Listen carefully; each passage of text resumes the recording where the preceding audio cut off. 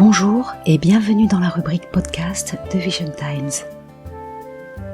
Aujourd'hui, je vous présente un article de Marlène Deloumeau. Voici la deuxième partie de l'Odyssée d'Homère, ou le récit d'un voyage inspirant, intemporel et universel. Après avoir esquissé une présentation de l'Odyssée d'Homère, abordons les derniers chants du poème homérique, où l'intrépide Ulysse parvient au terme de son voyage. Ainsi nous aurons l'opportunité de saisir le message de l'auteur grec le plus célèbre au monde. Retour final à Ithaque. Au bout de 20 ans d'absence, 10 ans durant la guerre de Troie et 10 ans d'errance, Ulysse rentre chez lui, à Ithaque, grâce au bon vouloir de la déesse Athéna et du messager Hermès. Ulysse se déguise en mendiant et observe la situation, tout à fait méconnaissable sous ses haillons et son visage vieilli.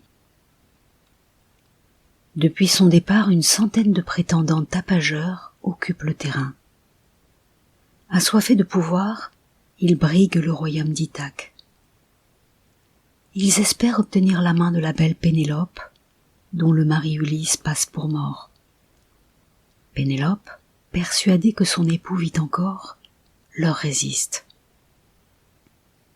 Inspirée par les dieux, elle use d'un stratagème désormais célèbre. Elle promet de se marier lorsqu'elle aura fini de tisser la toile destinée au linceul de Laërte, le père d'Ulysse. Elle révèle sa méthode dissuasive. Sur cette immense toile, je tissais tout le jour, mais la nuit, je venais aux torches la défaire. Les jeunes aristocrates éconduits ont fini par découvrir la supercherie. Pénélope se voit alors obligée de désigner l'un d'eux comme époux et futur roi d'Ithaque. Aussi intelligente que son mari Ulysse, surnommé l'homme aux 1000 tours, Pénélope invente une autre mesure qu'elle présente en ces termes selon le poème d'Homère. Vous n'avez pu trouver d'autre excuse à vos actes que votre ambition de me prendre pour femme. Eh bien, ô prétendant, voici pour vous l'épreuve. Voici le grand arc de mon divin Ulysse. S'il est ici quelqu'un dont les mains sans effort puissent tendre la corde et dans les 12 haches envoyer une flèche, c'est lui que je suivrai, quittant cette maison, ce toit de ma jeunesse si beau, si bien fourni que je crois ne jamais oublier, même en songe. Les prétendants se prêtent au jeu. Toutefois, aucun d'eux ne parvient à réaliser l'exploit dicté par la reine d'Ithaque, pas même un certain Antinos, considéré comme le chef des prétendants. C'est alors que le mendiant, alias Ulysse, entre en scène. Sous les colibés et les railleries de ses adversaires, lui seul réussit à bander l'arc et envoyer la flèche selon le vœu de Pénélope. Homère relate les faits comme suit. Ulysse, tenant le grand arc, tendit facilement de la main droite la corde, qui résonna comme le cri de l'hirondelle. Une amère douleur saisit les prétendants, et ils changèrent tous de couleur. Le véritable Ulysse se dévoile alors aux yeux des aristocrates ébahis et leur adresse ces mots.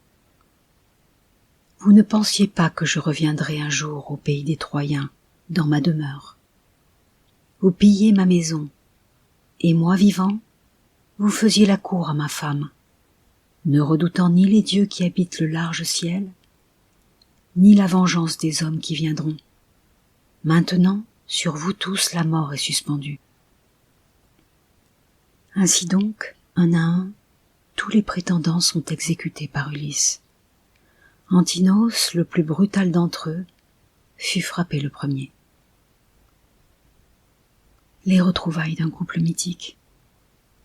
L'exploit d'Ulysse suscite une vive émotion chez Pénélope, mais l'ombre d'un doute plane encore dans son esprit. Comment faire confiance à cet homme qui prétend être son époux? Par ruse, elle demande à sa servante d'aller chercher leur lit nuptial en présence d'Ulysse. comme en atteste le passage suivant, extrait du chant 23. Doutant encore, elle lui tendit un piège afin de le tester. Elle envoya Euryclée déplacer le lit conjugal hors de la chambre et le préparer pour leur hôte. Mais Ulysse savait que nul n'aurait pu le changer de place, sans couper le tronc de l'olivier auquel lui-même l'avait chevillé, et il en décrivit sa construction avec force détail. Seul son mari pouvait connaître les secrets de leur vie conjugale. Il ne lui était plus permis de douter. Nous lisons plus loin. Pénélope alors se jeta dans ses bras, car le secret du lit n'était connu que d'eux seuls et de sa fidèle chambrière Actoris. Les deux époux ont la joie de se révéler l'un à l'autre les diverses épreuves rencontrées au cours de ces longues années d'absence. Ulysse avoue que selon un devin nommé Tirésias, il devrait repartir pour endurer les dernières épreuves infligées par Poséidon, avant de s'en retourner pour vivre une vieillesse heureuse. L'Odyssée d'Homère un plaidoyer pour la loyauté et la détermination.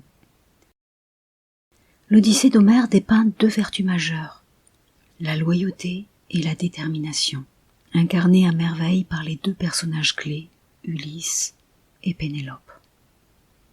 Grâce à sa détermination inébranlable, Ulysse réussit toujours à vaincre l'adversité.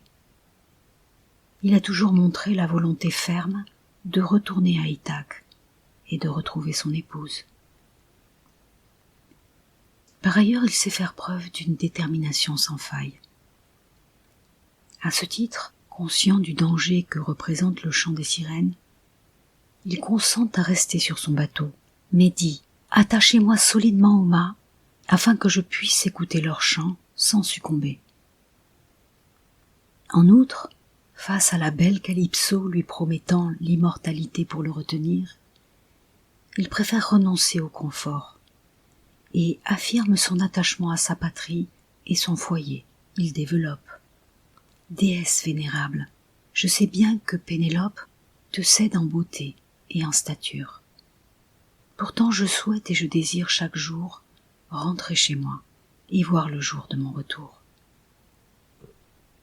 Le courage et la fidélité de Pénélope.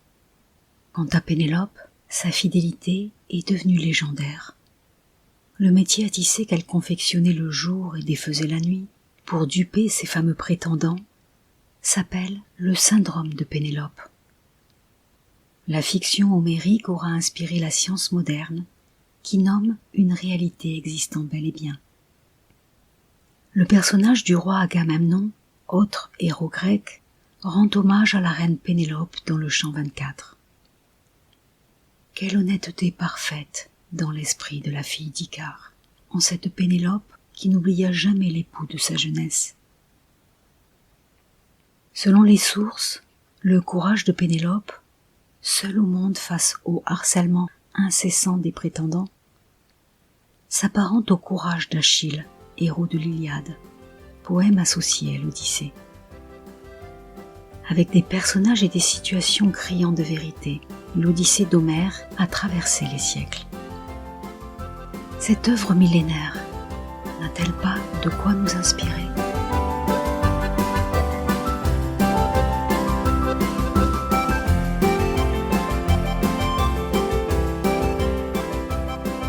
Merci d'avoir écouté ce podcast.